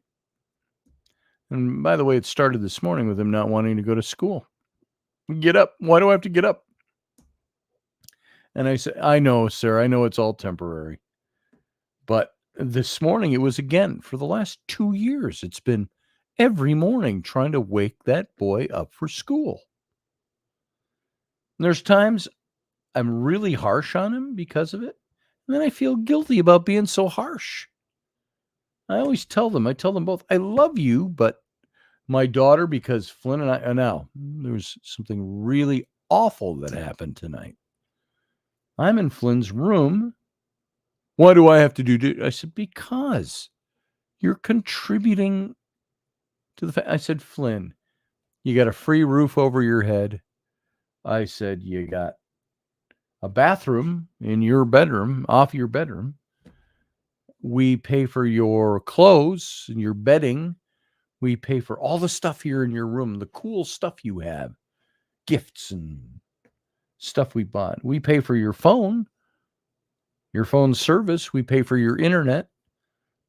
We buy your games. And I said, you know what? I said, I need you to contribute. I said, I don't like doing dishes. I said, I didn't ask you if you liked it. I said, that's your job. That's your chore that you've been given. If there's something else, we'll find it for you. But, and you know what, you folks, I wash dishes half the time, and so does Rainey. So, because they just don't do it. And then they argue about who gets to do it or who had to do it or who did. And Flynn and I were in his bedroom. And he's screaming at me. I said, son, where do you think that you have the right to talk to me in the tone of voice you're talking to me? I said, I am your dad. I said, I'm not some flunky, dumbass kid in the hallway at school. I said, I'm your dad. Don't you talk to me in that tone of voice ever. So now I need you to get out and do your chore. And he just stood and stared at me. I said, we're going to play the stare game. You're going to stare me down. I said, I need your phone. And I need your computer to play games on. I hear him walking around upstairs. I don't want him to come down and have him hear me talking about him. And he wouldn't surrender the phone or the computer. Now, in his room, he's got a whole shelving unit full of fossils he's collected and memorabilia. He wants to be a paleontologist, remember? And I said, Flynn, if you do not acquiesce to my request, do what you're told to do in this family, I said, there will be consequences. I said, and if you're not going to give me your phone and your computer like I'm requesting, and he stood there just steel-faced, fists clenched, not saying a word, just staring at me. I go, you going to stare me down? I said, I tell you what. I said, everything in this room I will dismantle. Not because I want to, but I'm going to tell you something. You don't do what I ask you to do, which is not unreasonable. I said, and you get belligerent in this way with me, I said, there will be consequences. Now, I can't haul off and punch him. I'm not going to do that. That's out of the question. But there was one little physical interchange between us. You ever had hear the stories back in the day, decades ago, when sons wanted to challenge their dads, and their dad said, okay, go get the boxing gloves. Let's put them on. You can have some shots at me, but you know what that's like? So he wouldn't give in. He wouldn't acquiesce. He wouldn't calm it down. And I said, okay, fine. I look around. He's got a big box laying there. I started just pouring his fossils off the shelf into a box. Don't, Dad, you're going to break them. And I said, I'm going to use one of your words on you. I don't care. I said, if you're going to be that way, I said, I told you there's going to be consequences for your actions. And he actually, in the midst of that, somewhere, put his hand on my shoulder and pushed me. And I looked up at him and I said, are you going to go there? I said, are you going to push me? And I put a hand on his shoulder and I pushed him, and he went backwards a couple of feet. I said, you don't want to play that game, son. You and I have never been on that level before. Do not elevate it to that level. I said, you may think I'm an old dad and so on. I said, but you do not want to push me physically. I said, because that will not be a good ending for you, son. Don't do it. And so now in all of this, my daughter, and I only pushed him to show him, you don't want to go there. You don't want to do this. My 12-year-old is yelling, stop, both of you, stop. I said, Rowan, stop. It's taken care of. I'm leaving. And she stomps out of the house and goes to one of our mutual friends' house. Rainey's my friend. And then she drags Ellery with her because she doesn't want to walk in the dark. It's after sunset. And so this thing turned into a big kind of dumb thing. Flynn went out and started doing the dishes, by the way. He gave me his computer and his phone, which I'm going to hang on to for a couple of days.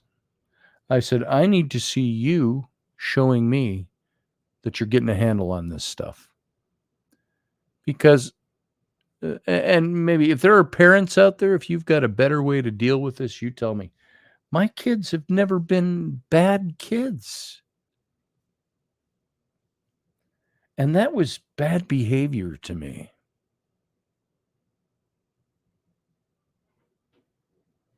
Field guy says, with me, when I was 16, I threw a punch at my dad. He ducked my hand, went through the wall. He said, okay, my turn. He put out the house. I went for 4 days. And out the house I went for 4 days. He said, okay, my turn. And out the house I went for 4 days. Oh, well, let's see. Flynn's 14. I told him, I said, you hate school that much? I said, but you're telling me you want to be a paleontologist. I said, you know what?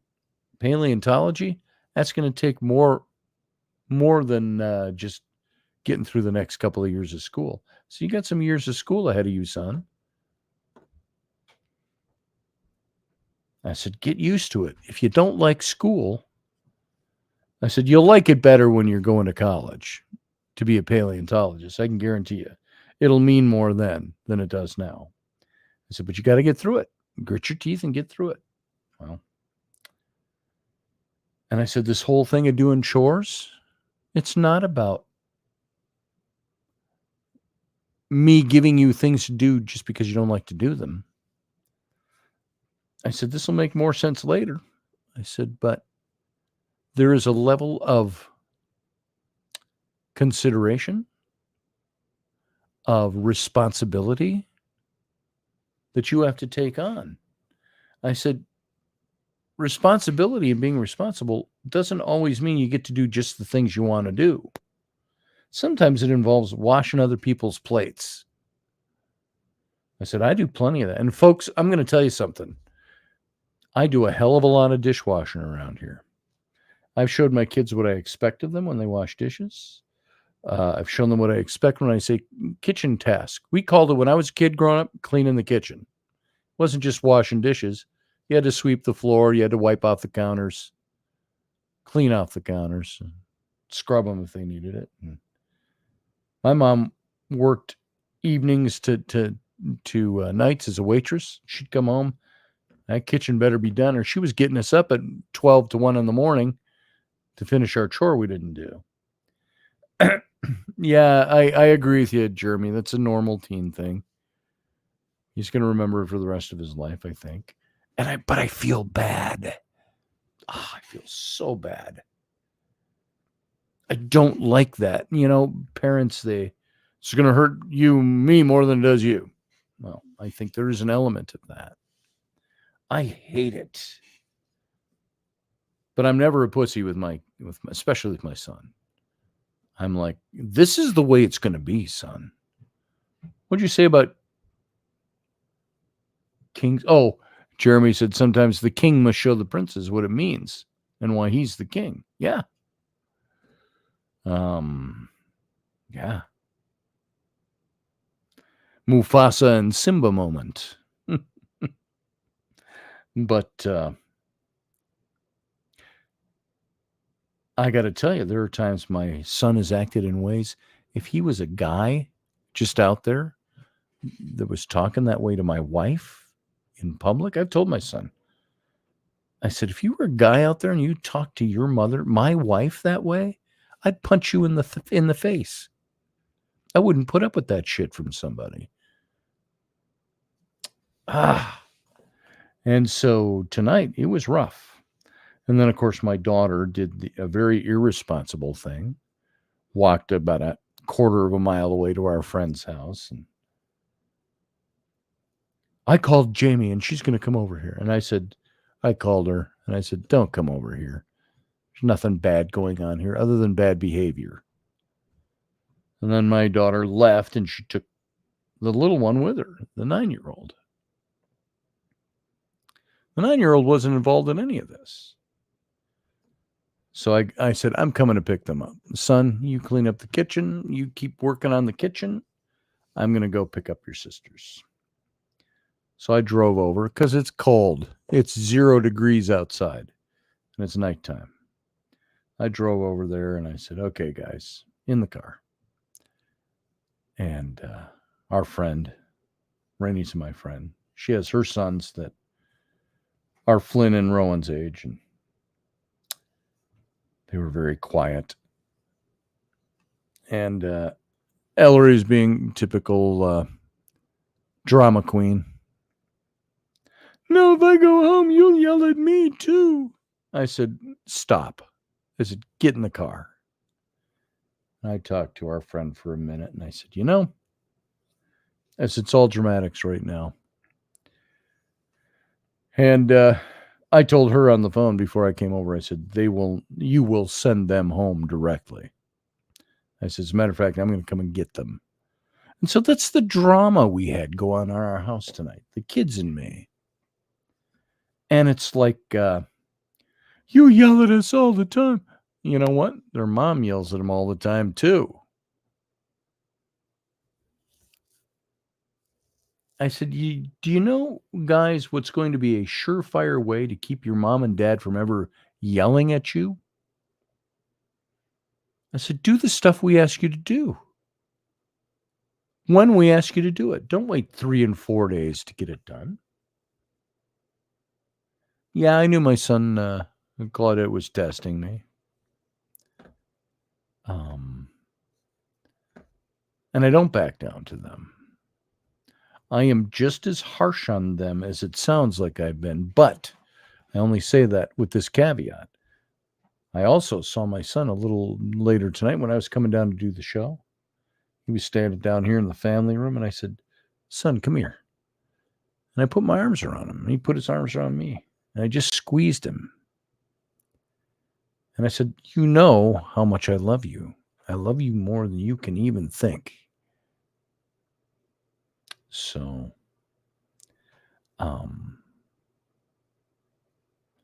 and I know that as strong, my son is strong. He's a wrestler, he's strong.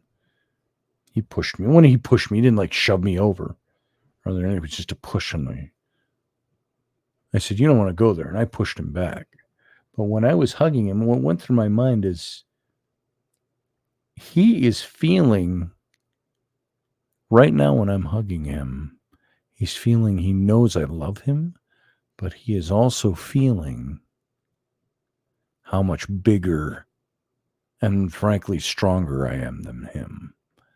I put my arms around that boy and I enveloped him, but his head was like here. He's a little taller than that, but he's coming down the stairs, so I'm going to be quiet.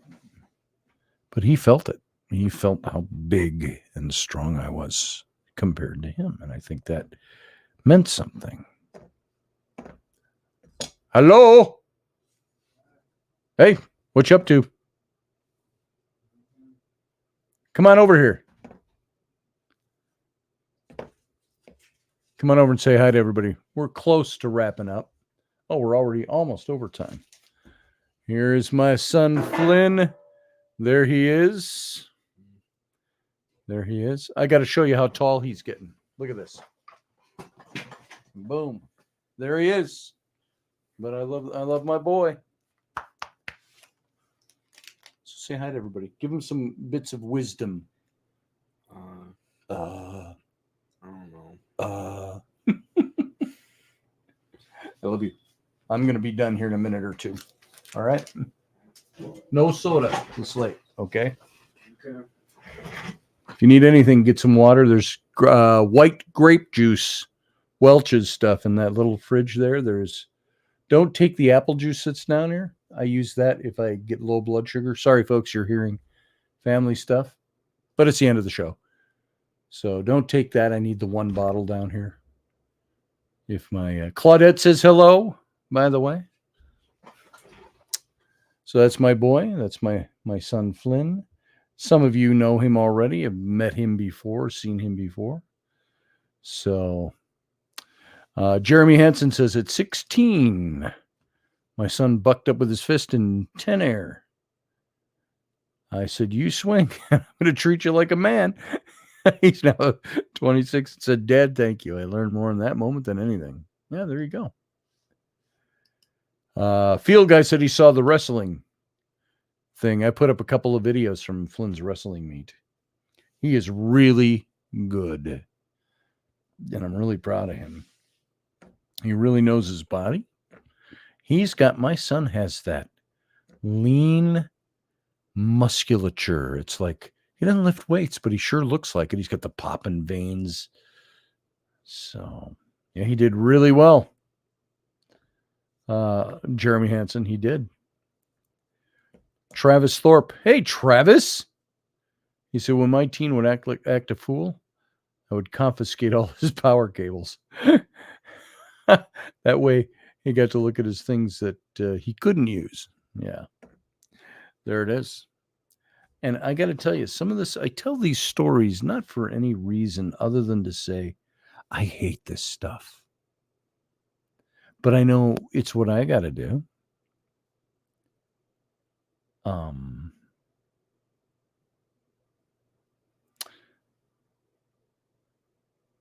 I hate it from the sense that I don't like having to discipline. It's not that I'm afraid of disciplining. I don't like having to do it.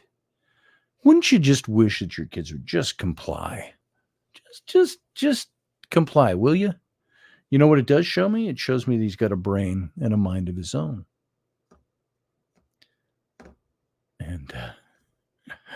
But building great children takes heartache, my friend, says Jeremy. Yeah, that's the truth. Sarah says, it makes you wonder how God feels putting up with humanity. There's a thought. Yeah. There's some truth there. So anyway, that is not what the topic of the show was about, but I wanted to share that. Toughest gig ever, says Kelly over in the chat room. So, you know what? We are at the end of the show. And I'm just going to say this. I feel my blood sugar is dropping as we're talking. I've been working on that all week. All week. It's been pretty good. But I've been skirting the low these days. So I feel like I've got to go drink some apple juice or eat something. Despite having had carbs, I had gluten-free pasta with the spaghetti we made tonight, but still dropping. So that means my stuff is in good shape. I just got to take care of it. Travis says, I don't know what I'm going to do when Theo gets older. I'm going to say, you're grounded. And he'll tower over me by 12 saying, the F you say, old man. Ain't that the truth, Travis? Yeah, my son, when I left his room tonight, when I was piling his fossils in a box, and I probably should have been a little more careful with them. I don't think I broke anything. It's all rocks. It's petrified rocks. Been around for millions of years. It'll last me scooping them into a box. But my son said something under his breath as I was exiting the room.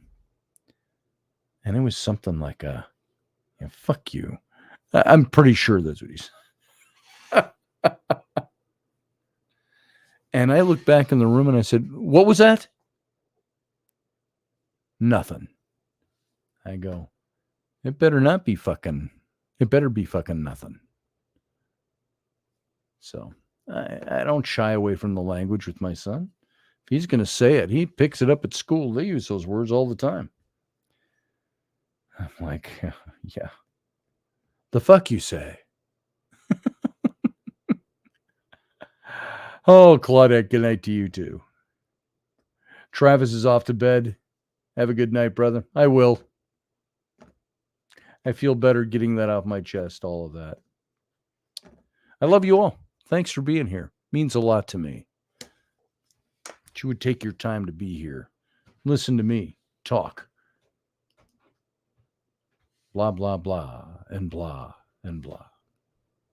We'll be back on, today is Wednesday. So Friday, we'll be back. Thanks for being here. Talk to you soon. Live long and prosper.